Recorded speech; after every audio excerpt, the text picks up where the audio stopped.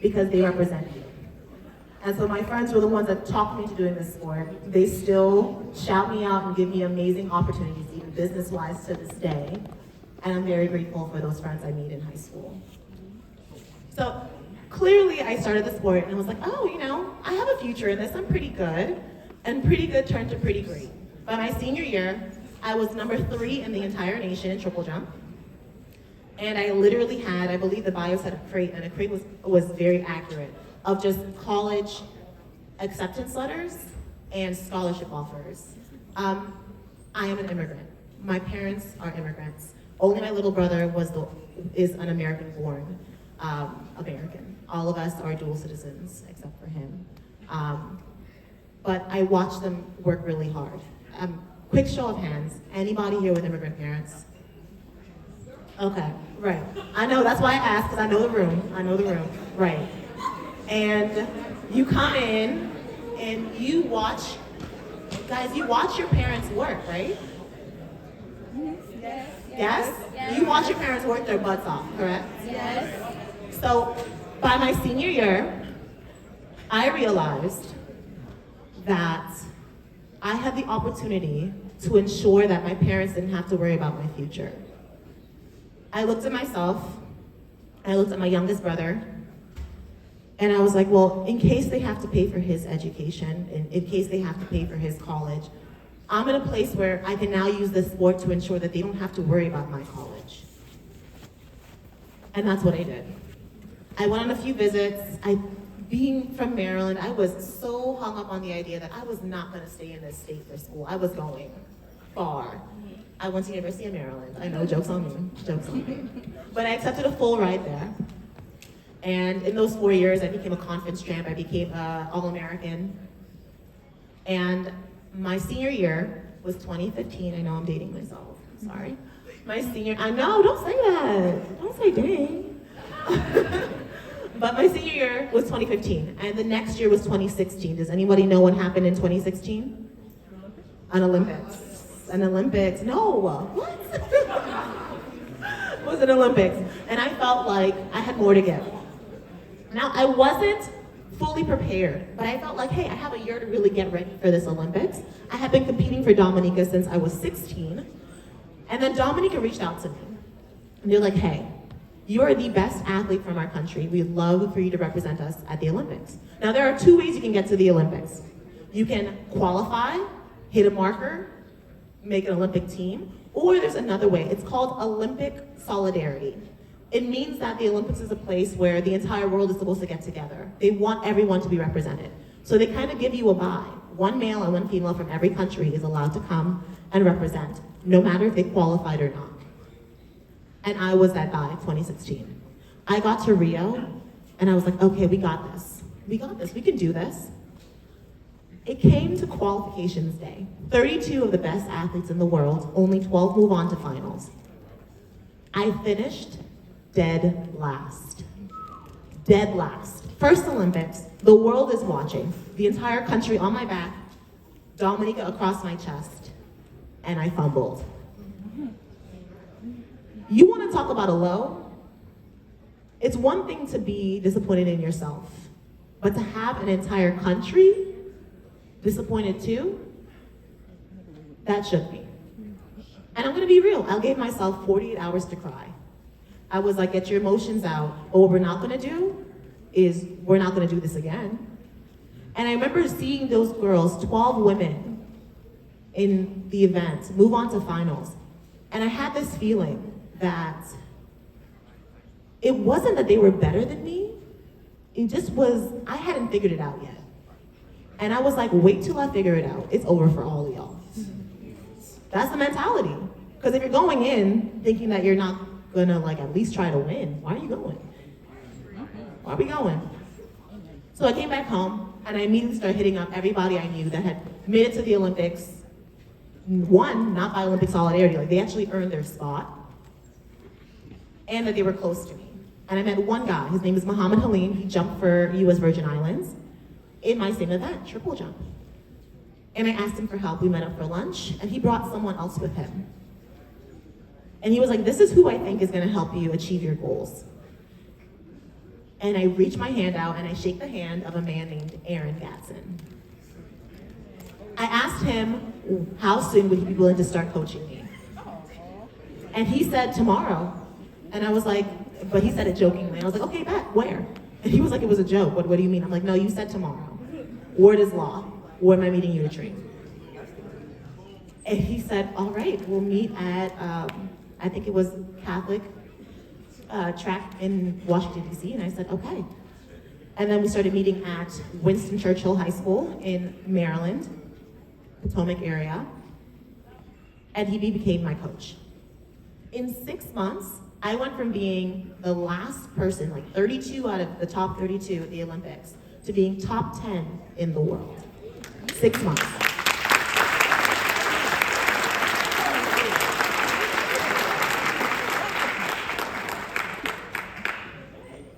And in 4 years, which then turned into 5 years because of COVID, we then officially qualified for our first Olympic Games. Right?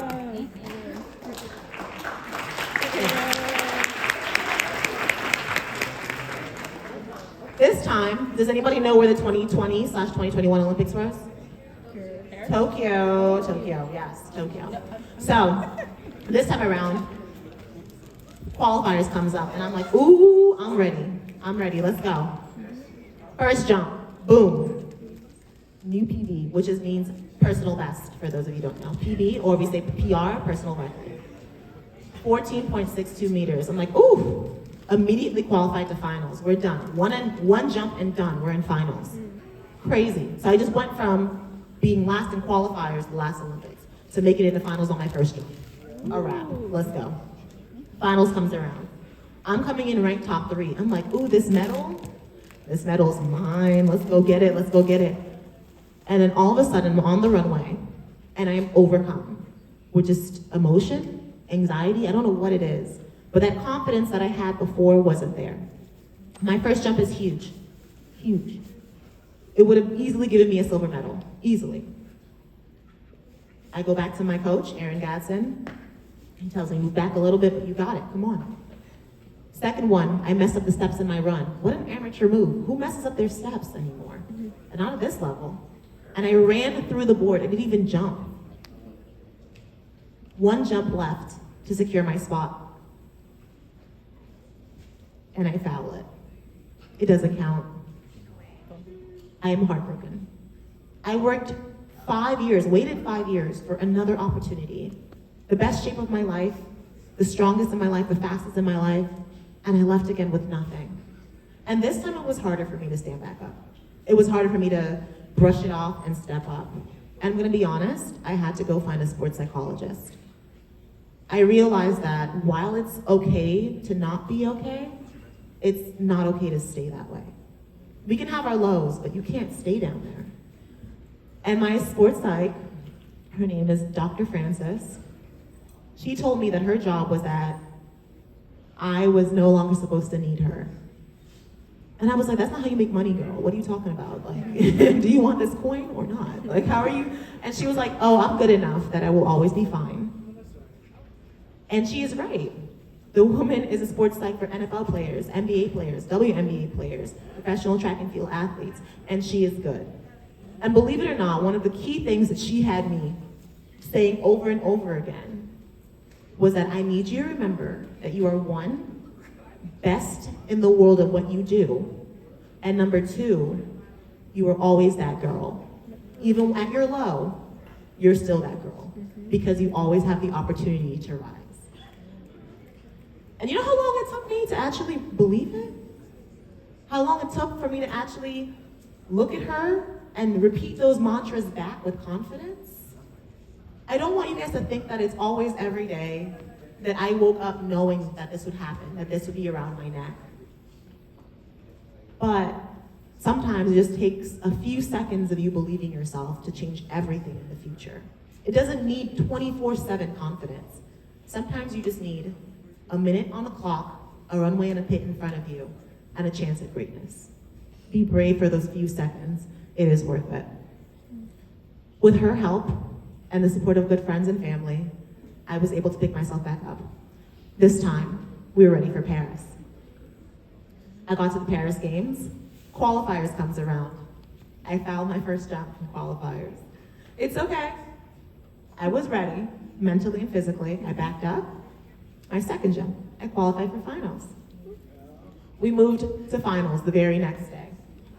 I did one interview that night because imagine you're getting ready for Olympic finals. You don't want to talk to many people at that moment. You're in a zone.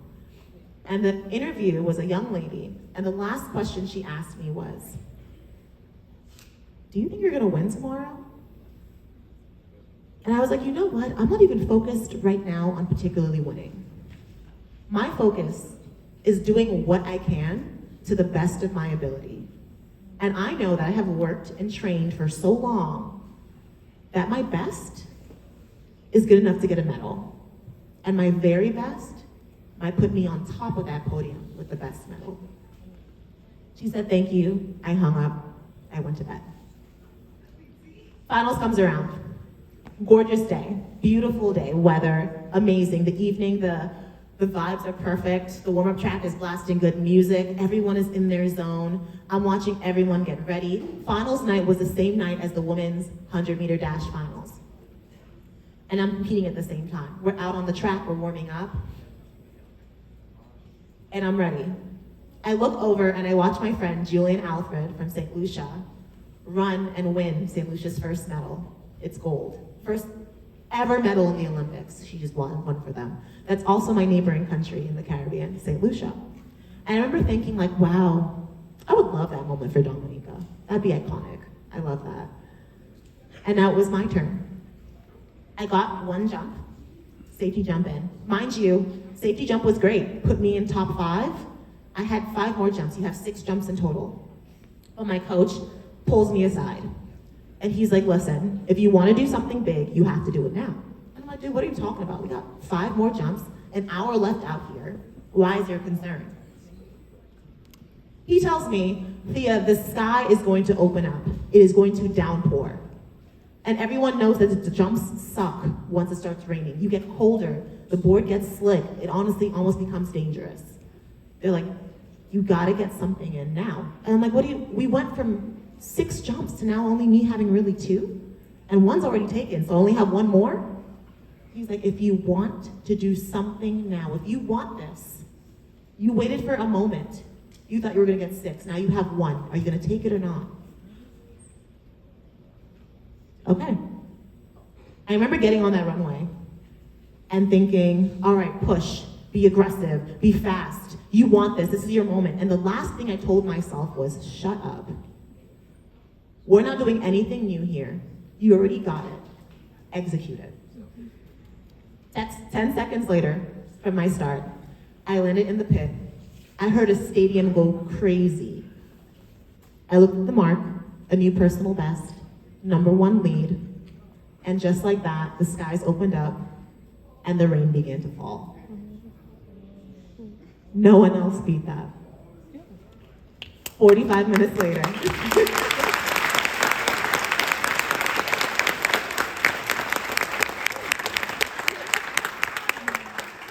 45 minutes later, I heard the announcement say that Thea LaFond had done it, Dominica's first Olympic medal, and it was gold.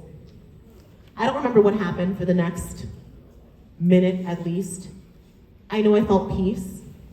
I know I saw my parents walking down from their seats, tears in their eyes. I know I saw every member of the Dominica delegation happy, but I also saw a stadium and a lot of little girls and boys that looked like me, my skin color, my demographic. They looked like me and my friends growing up, and I saw them excited. And that's when I really realized that this medal is not only for me, but it's for the next generations. Now I'm at a place where I'm allowed to and able to make the future better for those coming up behind me. Because I used to be a teacher. I used to teach people just like you, exactly your age group, exactly your demographic. And I know that you guys are amazing, but sometimes it helps to see someone in a place that you want to be to help guide you and let you know that it's possible. And I went through a lot. If you can't tell, I'm Black. Hey. And it came with its own ups and downs. Do you know how many times I was ignored when I went to get help at a medical facility? Do you know how many times I was told that I could handle more pain by a medical profession because I was a Black woman? Do you know how many times I was looked at just questionably when I asked for further information or help? All because of the color of my skin. And if my position now could ensure that the people coming up after me, that people like you, have it a little smoother, have a little bit more guidance, have a little bit more opportunity, then it's all worth it. So I will stop there today. Thank you so much for your time. The floor will now be yours, and it's been great to be here.